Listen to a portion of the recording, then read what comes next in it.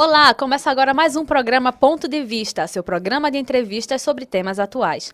Eu sou Lígia Soares e neste programa está comigo a professora do curso de jornalismo, Nathalie Queiroz. Olá, professora, seja bem-vinda. Olá, Lígia, olá a todos que estão nos ouvindo agora. E nós vamos falar sobre um assunto bastante comentado, fake news.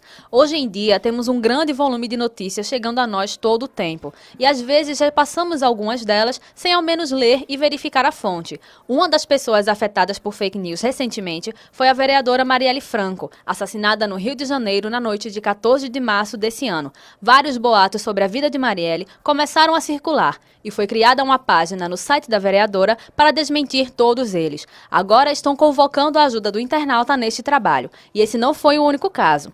Mas então, professora, o que são definitivamente consideradas fake news? Fake news são notícias falsas, em geral, boatos, que são espalhados para confundir a opinião pública, com fins a favorecer alguém ou desfavorecer alguém. E quem propaga essas fake news e de qual modo? Bom, as fake news se tratam de um fenômeno social que ganhou maior evidência após as eleições aqui no Brasil de 2014 e as últimas eleições presidenciais nos Estados Unidos. Como se trata de um fenômeno social, as pessoas, os internautas comuns, acabam sendo caixas de ressonância para a propagação das fake news. Mas hoje já existe uma indústria especializada em produção de conteúdos falsos para favorecimento de determinados candidatos políticos em pleitos eleitorais, ou mesmo para manter a imagem desses políticos, mas não só de políticos, tá? A gente também tem empresas, inclusive empresas envolvidas em escândalos de desvio de dinheiro público, que também têm feito uso de um serviço especializado de criação de perfis falsos, o que é um crime, principalmente quando você utiliza imagens de pessoas que, na verdade, são pessoas vivas, são atores, atrizes de outros países, ou mesmo pessoas mortas, tá? Para justamente ludibriar a opinião pública. E, diferentemente do que se pensa, as fake news não são um fenômeno recente, tá?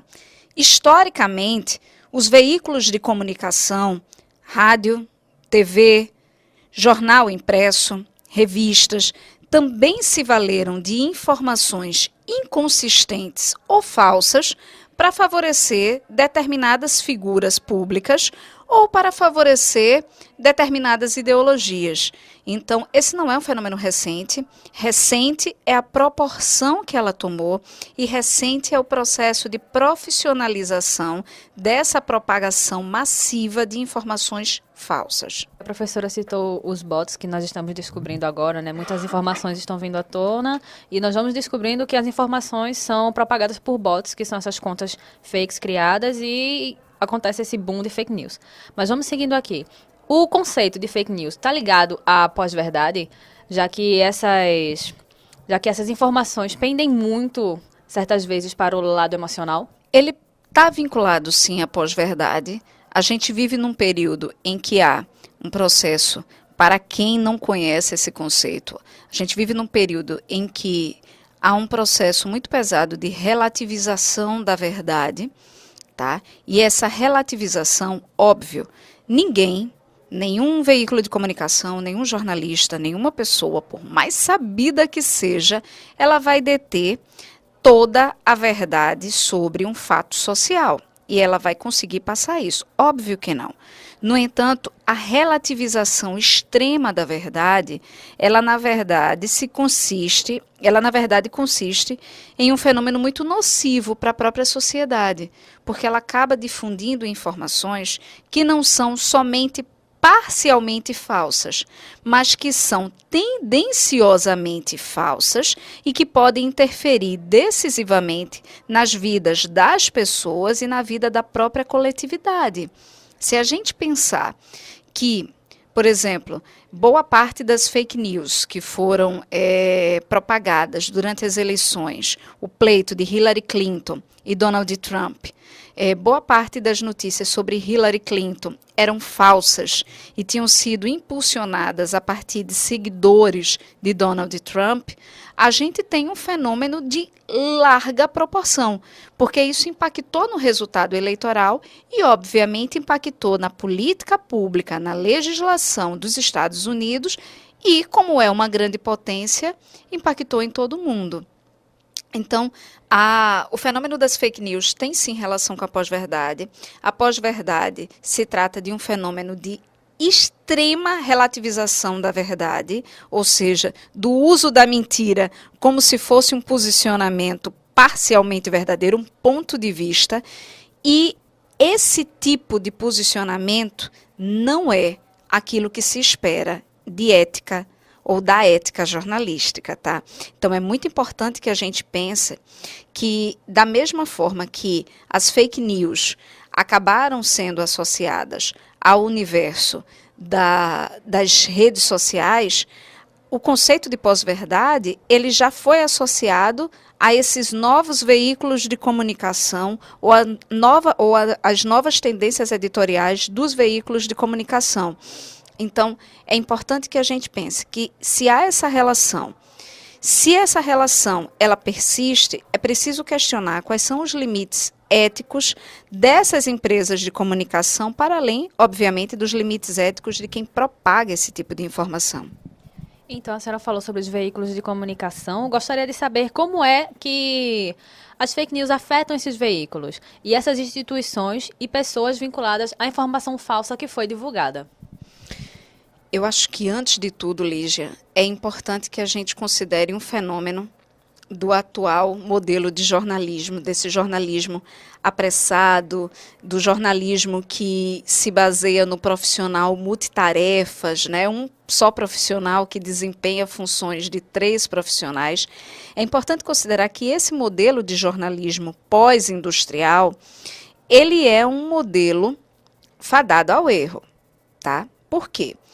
O jornalismo ele se diferencia de uma contação de história qualquer pelo cuidado com o tratamento da informação, pelo processo de apuração, pela capacidade de levar isso para os ouvintes de forma clara, com critérios muito nítidos de comunicabilidade e, obviamente, com um rigor que leve em consideração, primeiro, o interesse público em relação a interesses privados ou de pequenos grupos, tá? No que o jornalismo atualmente vive esse cenário de, digamos assim, de redução de profissionais na redação, de multitarefas, vive um cenário de reconfigurações, há uma dependência muito grande dessas empresas de comunicação em relação às assessorias. E isso faz com que o próprio espaço do jornal ele se torne um espaço propício para a difusão de informações parcialmente verdadeiras ou de informações completamente falsas. Nesse momento que há toda uma discussão sobre as consequências das fake news para a própria democracia, era muito importante que o jornalismo ele trouxesse à tona efetivamente o seu papel para a sociedade. Eu acho que esse é o momento do jornalismo provar que, enquanto instituição, ele está a favor ou trabalhando em favor do público, dos interesses públicos, e aí possa ofertar uma cobertura diferenciada, não meramente pontual, contextualizada, de forma a informar e a dar subsídios para que as pessoas possam ter leituras críticas de mundo. Nesse momento, se fortalece a necessidade de um jornalismo ético, comprometido e efetivamente vinculado aos seus interesses primeiros, que é a atenção ao público. A senhora já citou aqui que o trabalho do jornalista já fica mais complicado, não é? Porque o veículo mesmo, essa pressa que a gente tem no dia a dia, torna mais difícil ainda a apuração da notícia para checar várias vezes. Tem essa necessidade, sim, quando se aprende a ser jornalista. E, e torna um tanto quanto mais complicada, porque nós sabemos que os veículos têm essa pressa e fica difícil de apurar uma notícia e a notícia sai do jeito que veio. E tem essa dependência grande das assessorias. Agora, é importante considerar, Lígia, que esse é um cenário pré-popularização dessa discussão da fake news. Esse cenário de crise no jornalismo, inclusive de crise de sentido, de para que serve o jornalismo, de crise em termos de modelo de negócios, ele antecede. E aí eu vou dar só uma cutucadinha. É importante que o jornalismo, enquanto campo formado por empresas de comunicação e por profissionais de comunicação, tenham também em conta a sua responsabilidade com a atual propagação dessas informações falsas. A gente não só pode ser responsabilizado por uma questão de difundir, de divulgar informações falsas, como também é preciso considerar que os jornais, em especial aqui no Brasil, vivem uma crise de credibilidade. Tá? O cenário polarizado político fez com que isso resvalasse também sobre a credibilidade dos jornais em relação aos seus interesses e suas vinculações político-partidárias e fins empresariais que em nada correspondem ao interesse público. Isso faz com que as pessoas comecem a buscar informações não somente nos veículos de comunicação tradicionais. Então, essas pessoas vão buscar informações nas suas bolhas comunicacionais, das suas redes, em pessoas que para elas são referência. Então, o jornalismo, e em especial a crise de credibilidade jornalística, ela favoreceu o fortalecimento da difusão dessas informações falsas também. É importante que a gente assuma esse nosso quinhão de culpa no processo como um todo. Última pergunta para fechar. Tem como desfazer ou refrear o modo como essas notícias são espalhadas, seja ela na internet ou seja ela difundida pelos portais online de jornalismo? Nesse momento, eu acho que a gente pode falar de 4 possibilidades a partir de 4 agentes importantíssimos no processo de difusão das fake news. Primeiro, os próprios jornais. Os jornais podem acessar ferramentas de fact-check e podem fazer, obviamente, a checagem das informações. Deve-se fazer. Na verdade, é importantíssimo que o profissional do campo jornalístico saiba trabalhar com dados, saiba trabalhar com jornalismo de dados, para que possa apurar em fontes oficiais determinadas informações. Por outro lado, é importante considerar que cabe ao Estado implementar o Marco Civil da Internet, colocá-lo na prática e responsabilizar não só as pessoas que difundem informações e também não só as pessoas que pagam pela produção e difusão das informações, como também responsabilizar essas grandes empresas, como é o caso do Facebook, do Twitter, do Instagram. Instagram não, mas do Facebook e do Twitter em especial, porque a gente está falando de empresas que têm condições de fazer a checagem, o bloqueio desses perfis, obviamente quando denunciados, mas eles têm condições de checar isso. Por fim, é importante considerar o papel que as pessoas, os internautas comuns têm também. Então, se você não conhece um determinado perfil, não compartilhe a informação.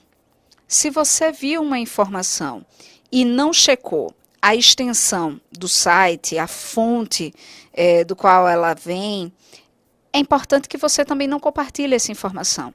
É preciso observar determinados movimentos em páginas que são recentes, que foram criadas recentemente e que podem estar servindo como sendo um impulsionador de informações falsas.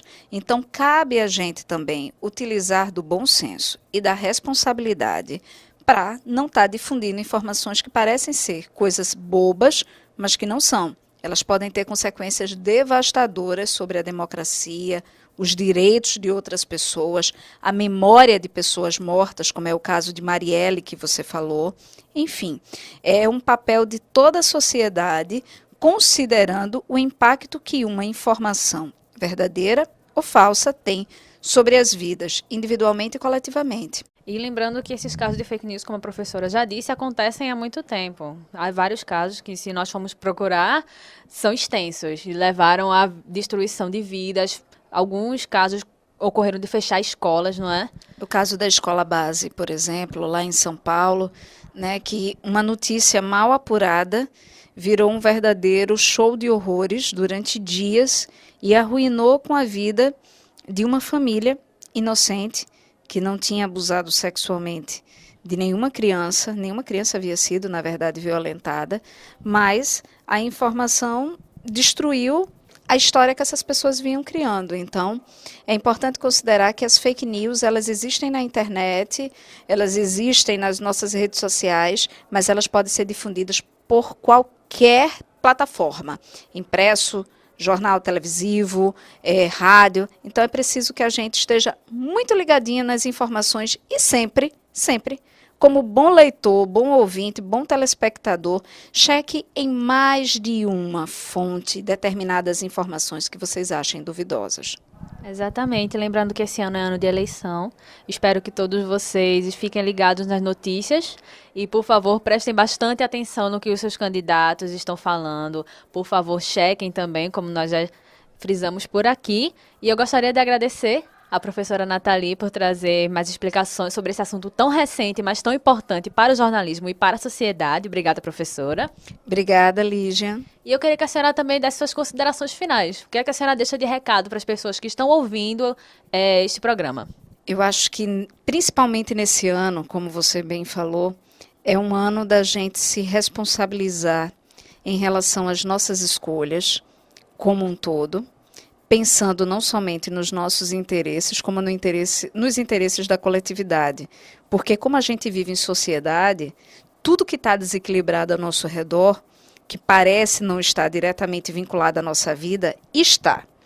E isso diz respeito não só ao voto, como isso diz respeito ao repasse de informações, como isso diz respeito às lógicas de participação política. Então, é um ano de exercer com muita cautela, sem polarizações, com muita capacidade de escuta e com muita responsabilidade a nossa cidadania. Ok, professora, muito obrigada novamente. Eu sou Lígia Soares e por aqui acaba mais um Ponto de Vista. Você pode checar esse e outros programas das nossas redes sociais, o @Rádio Web Uninassal no Instagram e o nosso SoundCloud. Só é ir lá e procurar a Rádio Web Uninassal. Até a próxima!